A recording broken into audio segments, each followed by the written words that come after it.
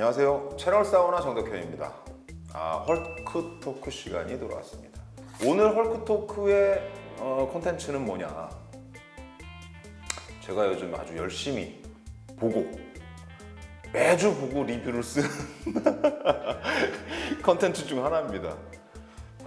눈치채실지 모르겠는데 개는 훌륭하다. 훌륭합니다. 진짜 훌륭해요. 강영욱 중에 독보적입니다. 제가 봐도. 사실은 이제 요즘 백종원 씨가 전문가 코멘트하는 역할로 나와가지고 굉장한 역할들을 하시잖아요. 저는 반려견계의 백종원이라고 생각합니다. 강영욱 씨가. 솔루션 진짜 기가 막히게 해주고, 그리고 방송인으로서도 대단하신 분입니다.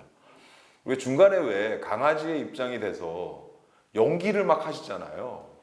빨리 먹을 거 달라고, 빨리 줘, 화난단 말이야, 이런 연기를 강영욱이 반려견의 입장에서 하는데, 그 얘기를 들은 보호자 입장에서 뜨끔해져요. 내가 했던 행동에 대해서 제가 나한테 그렇게 하고 있었어? 라는 거를 바로 알게 되죠.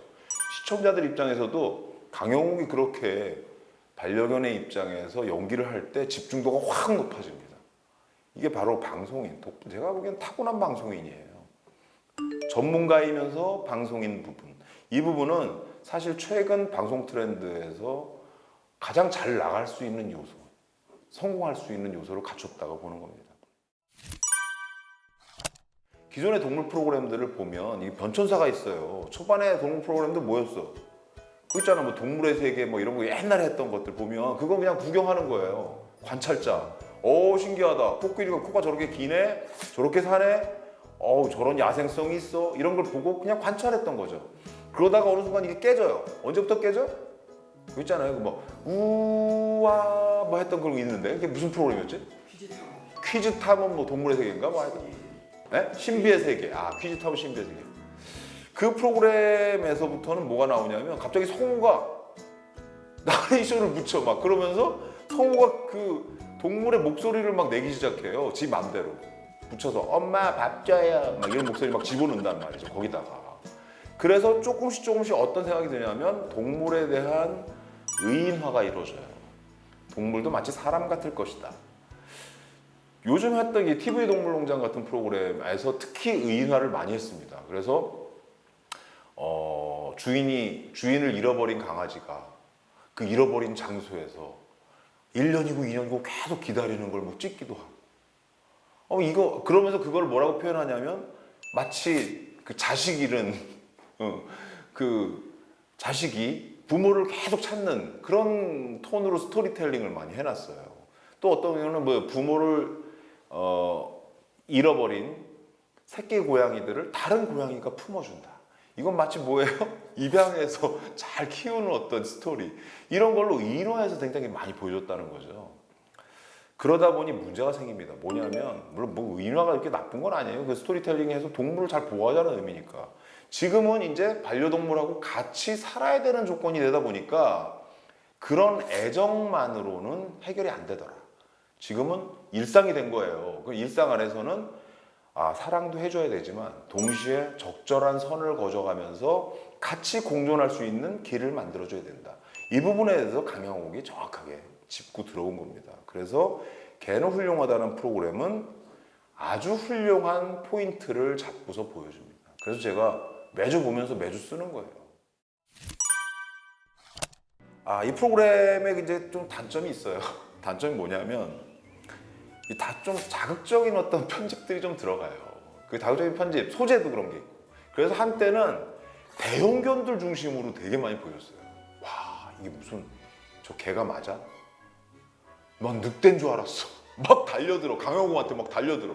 이런 거를 그 예고편에 딱 보여주면 시청자들이 확, 뭐야.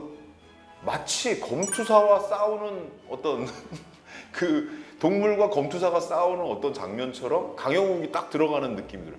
그거 아시죠? 연출적으로 그게 있어요. 강영욱이 나중에 투입될 때 어떤 그림이 굉장히 막 이러면서 들어가거든요. 근데 그 장면에서는 진짜 검투사 같은 어떤 강인한 느낌이 딱 들거든요. 그게 연출적으로 그게 넣은 겁니다. 그런 약간 자극적인 틀들이 있고 대형견들 중심으로 많이 했던, 물론 요즘에 와서는 조금씩 그게 바뀌고 있습니다. 그 다음에 때로는 또 자극적인 연출도 좀 들어갑니다. 그 연출은 어떤 거냐면 결국 문제견이 있는 집에서 개는 훌륭하기 때문에 그 훌륭하지 않은 건 보호자가 되는 거예요. 보호자의 문제가 생기는 거죠. 그래서 그 보호자가 사실은 편집에 의해서 조금 문제가 있다라는 걸 자꾸 지적하게 되면 논란이 생겨요. 최근에 그 코비 담비 논란이 생겼잖아요.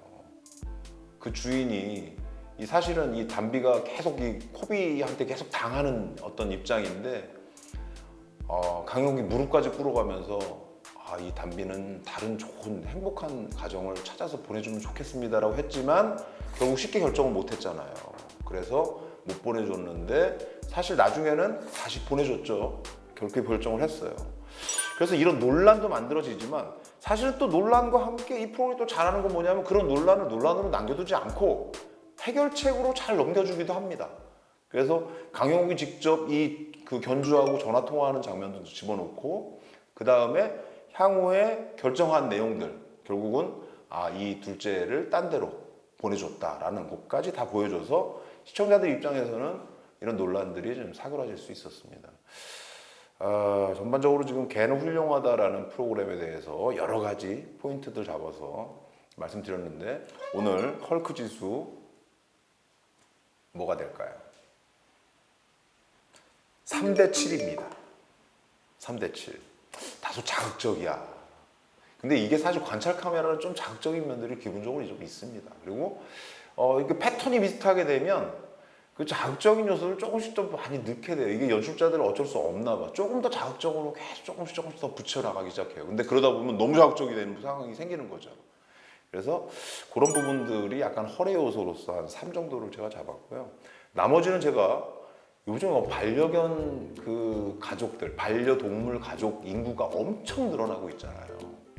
그러다 보니 그 사람과 동물 사이에 같이 어떻게 하면 바람직한 공존의 틀이 만들어질 수 있는가 하는 데 있어서 이 프로그램만큼 정확한 솔루션을 주고 있는 프로그램을 찾기가 어려워요. 그래서 7이라고 제가 좋은 프로그램이라고 여러분들한테 추천하는 겁니다. 3대 7.